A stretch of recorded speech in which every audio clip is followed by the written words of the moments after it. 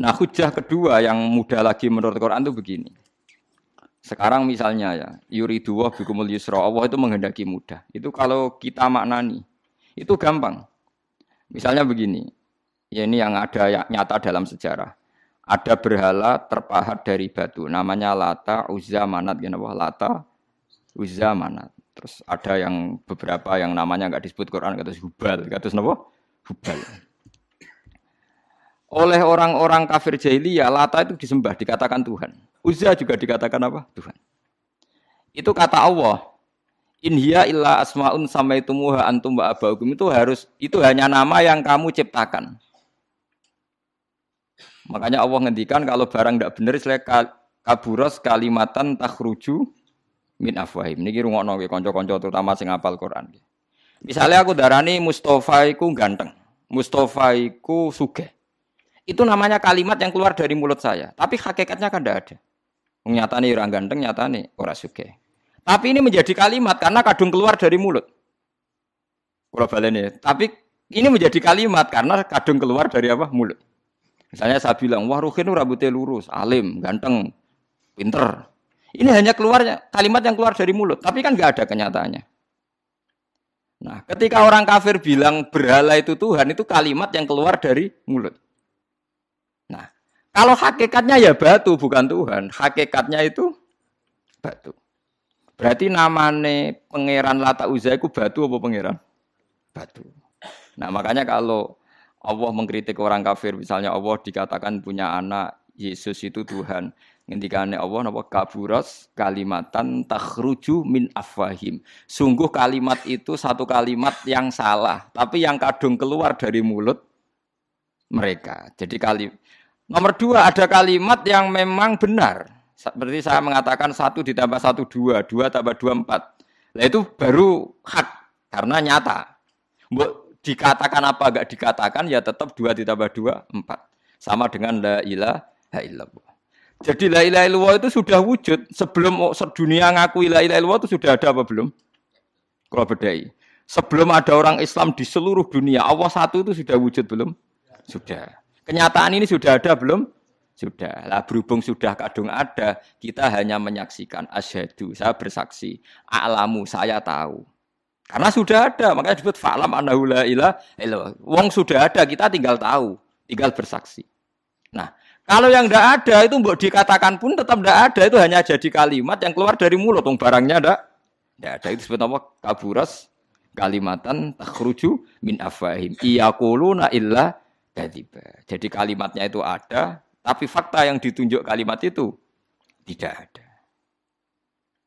Faham ya lah. Mulanya ciri utama agama itu kul ja'al haqqu wa zahaqal batil. Barang hak itu pasti ada, yaitu Allah.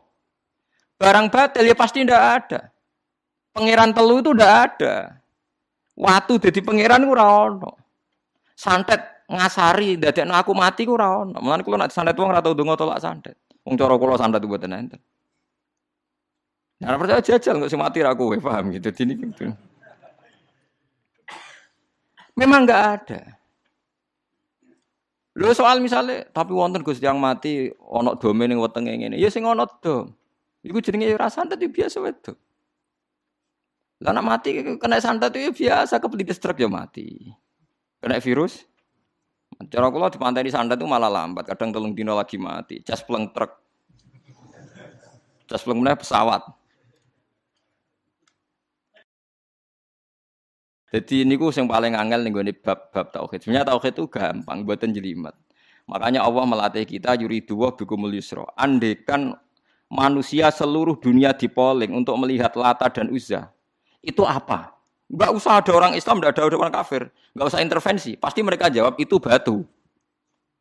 Andekan Isa Yesus itu dipampang di dunia, orang poling, orang Islam kafir, enggak ada yang intervensi. Pasti akan bilang itu manusia. Paham ya? Tapi lewat rekayasa dicitrakan itu Tuhan. Lata Uzza dicitrakan itu Tuhan. Nah, itu disebut wa makaru wa makarawa. Jadi dimakru. Dia didesain sedemikian rupa. Misalnya di Yunani itu orang kalau bilang Tuhan itu akal, makanya bilang logos. Log itu logos.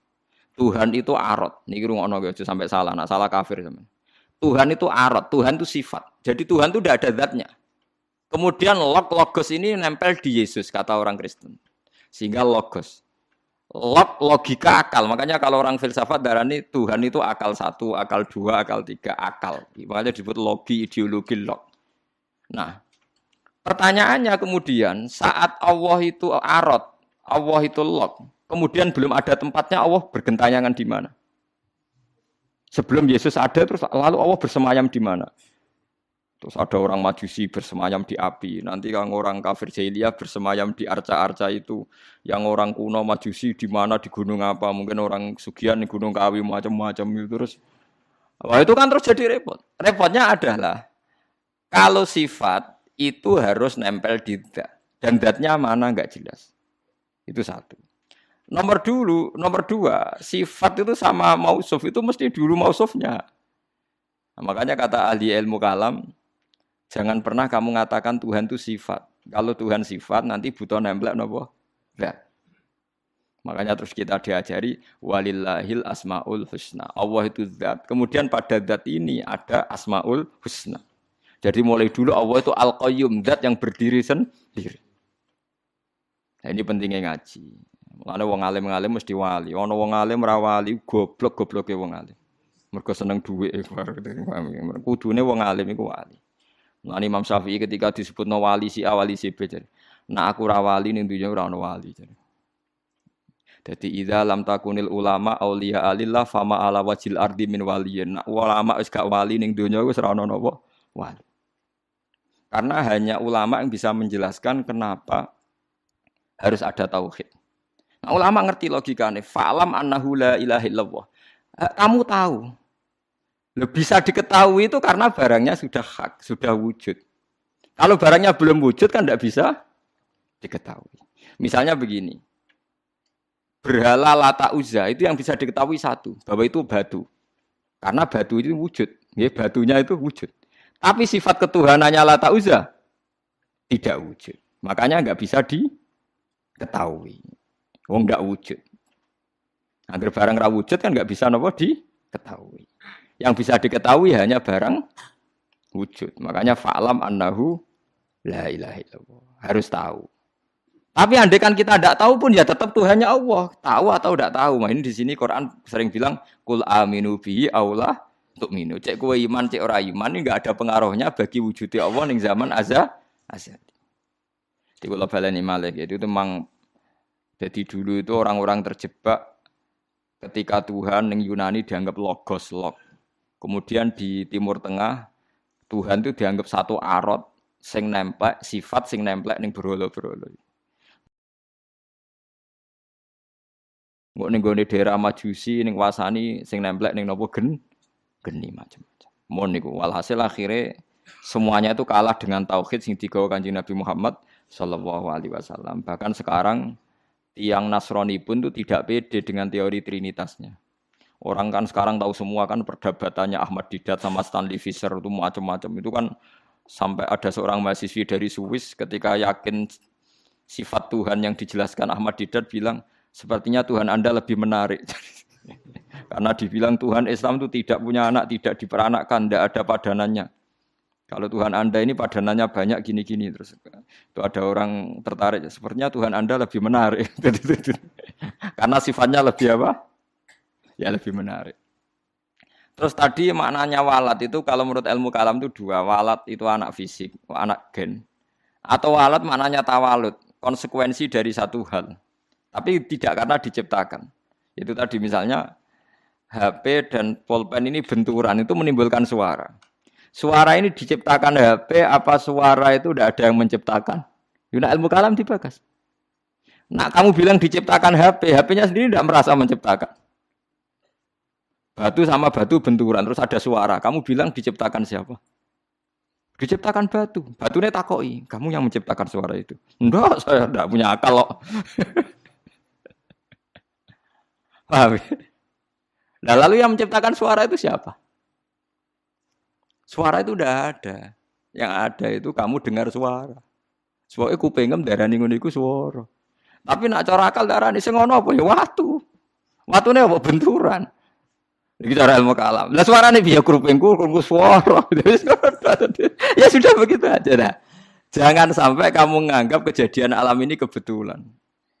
Itu kue yang melukai tauhid. Semua alam raya ini diciptakan secara sengaja dengan irodah oleh Allah Subhanahu wa taala. Jadi lam yatawallat min wujudihi syai'un. Jangan sampai kamu berkeyakinan setelah Allah wujud otomatis makhluknya wujud. Berarti wujudnya makhluk tanpa kehendak Allah. Itu keliru. Itu ya termasuk tawalud. Kalau kamu meyakini begitu berarti terjadi keyakinan apa? Tawalud. Setelah ada Allah otomatis makhluknya ada. Itu ya dosa besar. Kafir. Berarti mau dosa besar tapi apa? Kafir.